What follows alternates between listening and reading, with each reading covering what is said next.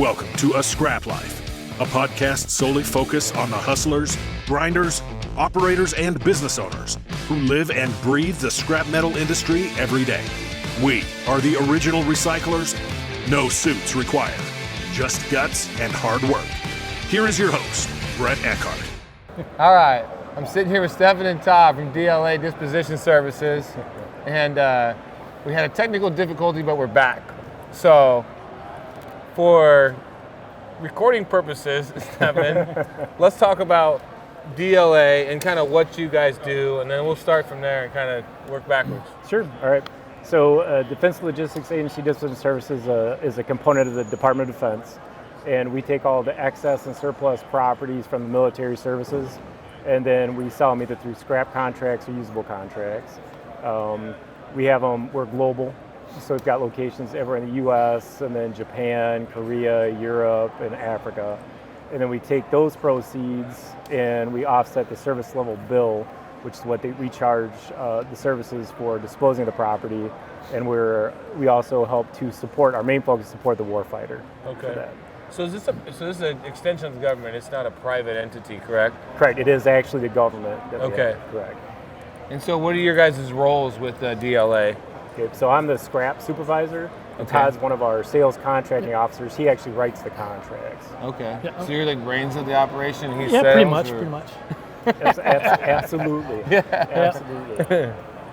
So the show. You guys had a successful show. Do you guys do ISRI, like the national convention as well, or? Yes, we went to ISRI last year, and I believe the year before. We're just kind of getting our feet wet in it. Yeah. So, doing like the conventions yes, and kind of trying to get the word out of what you guys are doing. Yep. So you had briefly touched on it, but the difference between the ISRI show and this show is this is probably more small, medium-sized operator-centric, right? Business size. Right. And ISRI kind of you get the full gamut, but it is a lot of your bigger corporations and traders and from Yes. all over the world. And this is probably more geographically like concentrated, I would say. Not a lot of people from the West here. It's mostly people within driving distance or a short flight. So you guys are offering these contracts like throughout the country? Correct. Okay. Correct. And are they concentrated in a certain area? Or do you have more? Is it just by population, by base, by what is the? We got about 200 contracts active right now. Okay. They're more centered around the bases. So the East Coast, we have more bases, Yeah, more military more service, people. more people. So most of our contracts are on the East Coast, North and South. Okay. But we go all around the world. So a guy from Boise, Idaho. Is there anything out like towards in the Boise area, or is there any how does that? There's stuff in the Midwest, Columbus, Riley. It's all over the place. Wherever there's a Is there military any? entity, we're Yeah. there. Is there any areas you're having trouble gaining more interest, so that we could maybe target this at maybe people that have a recycling facility in certain area of Michigan or? Well, we get interest everywhere. Okay. It just, whether it's 1, 2, 3, 4, 5 bidders or a couple dozen or whatever. It just depends on material and the amount, really.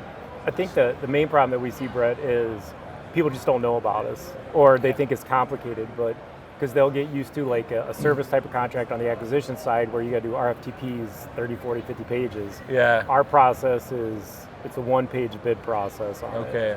And so that's part of us coming here is to say, hey, we're here. We've got a lot of contracts that are out there for you. We do on SAMS.gov, and if you type in DLA Disposition Services and one of the sites like Red River or Minot or places like that, that'll bring up all the sales and all the opportunities that we have. So it's really about getting our names out in front of people to say we have opportunities for you. So your goal is just to drive more bidders, right? Yes. Is this like a small business? You want more people that want to buy your product, so then you've got more people that willing to pay XYZ, which then drives revenue for Exactly. you guys. That's the game plan. Yep. And in essence, right, to kind of put the businesses, we're almost like the wholesaler, right? Because for example, our mixed metals is probably an average, has been in the past, like 3 to 5 cents a pound. Okay. Right? But we also know when you guys go through the process, you're going to be making more money on those pieces, right? Yeah. And we've got aluminum and high-grade alloys and different things. We've got rolling stock of vehicles. So we're not like the retail end, it's the wholesale. Here it is. Yeah. You guys take care of it in your pieces, so that's why there's a lot of opportunity because the costs are relatively low per pound. And the volume is there, right? Like for people to kind of pay attention to. And we have a facility in Mountain Home, Idaho, off the Air Force Base, and so we've contracted with them different things throughout like my career. Like I have a video of one of our older shears cutting up. There was I don't remember what type of a jet that was wrecked out there. I don't know, probably a dozen years ago or something like that. And I have a video of us like shearing it up into chunks, right? I think it was a fatality, so they kind of had to. There's certain things they had to do to get it like through the system and whatever else. But most of it was still intact, and so it was definitely an interesting project to say the least. But I would assume that it's not just stuff like that for you guys. It's like everything from say like an ammo cans type of deal, or like what do you see the most of? Vehicles, I'd say. Vehicles? Yeah, vehicles. I mean, you're right. It's anywhere from ammo cans. We're doing battleships. Yeah. And aircraft carriers. So it was done Brownville, Texas. They're getting cut up down there. So that's cool. Yeah. So what does a battleship go for? Like, well, there's different costs associated with this, right? Because we do sales, so you're going to give me money. So you're going to pay me and take that and cut it up. So, but they got to tow it around. There's money involved for them for towing. Get through the canals, depending on what coast you're on. We usually, I think our best one we've gotten is $500,000-ish.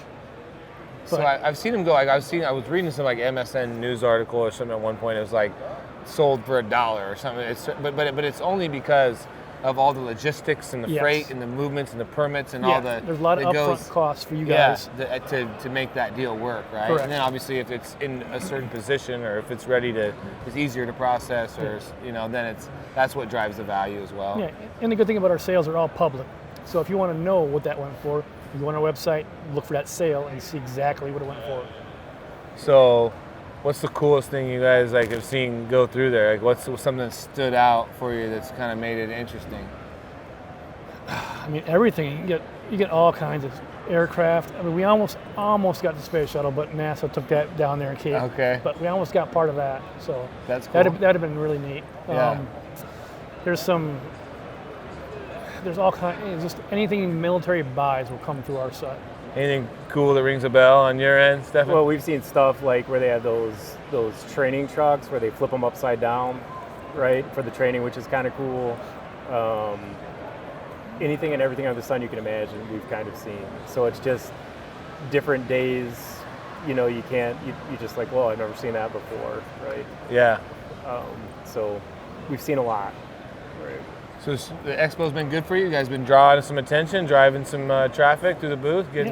I think we got some good solid leads. Some people are very interested, and some of them seem really excited about it. Yeah. Yeah, it's more just like, marketing and doing this is just getting your name out there and getting people aware that you exist, right? Definitely. And just, it's like anything. I mean, that's why we do this, is just to get people to know you exist and that there's opportunity for you. So if people want to if they want to reach out, like what's the best way to check out what you guys got cooking? They can jump on sam.gov, like Stephen was saying. Sam.gov? Yep, sam.gov, and look for our sales out there. Or they get on the DLA website and look for the sales page. Okay. And they'll have all our emails on that. Awesome. And will they get a hold of you guys directly if they want to get a hold of you, or just come see you at the show? If you guys are at the show, come by, see them. Absolutely, call me, 269-961-5993. There it is. Call me. Are you guys going to be at ISRI in Vegas here next April? We will have a presence there, but I don't know if I'll be there or if he'll be there, but there'll be somebody there. Somebody will be there. From our sales office. All right, so if you decide you want to see them in person, come see them at ISRI in 2024. Definitely. Thank you guys for taking the time. Thanks, really appreciate it, Brett. Hey, thanks, Brett. Absolutely, take care.